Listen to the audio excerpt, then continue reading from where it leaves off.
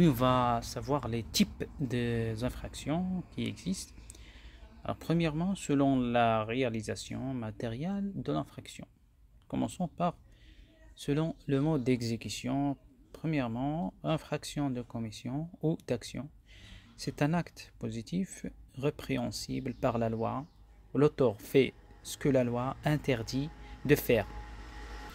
Donnons un exemple, par exemple meurtre, vol, diffamation, etc. Infraction d'omission ou d'inaction, c'est un acte passif ou abstention réprimé par la loi. L'auteur s'abstient de faire ce que la loi prescrit, par exemple le non-port de la ceinture, défaut de déclaration de naissance, non-assistance à personne en péril, omission d'empêcher un crime ou délit, non-témoignage en faveur d'un innocent.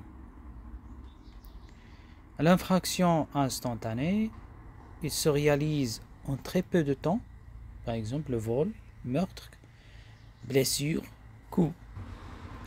Infraction continue, il s'effectue dans la durée de façon continue, sans interruption.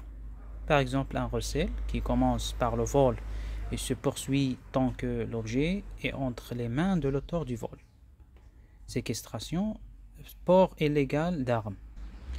Infraction continuée, c'est une infraction instantanée répétée dans le temps sous forme de série d'actes successifs qui constitue un délit unique.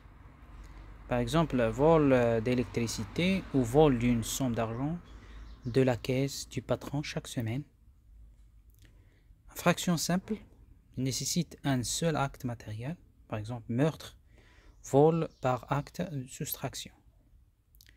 Infraction complexe nécessite une pluralité d'actes matériels de nature différente, concourant à une fin unique, par exemple un délit d'escroquerie, mensonge ou manœuvre frauduleuse, et remise du bien convoité par l'escroc.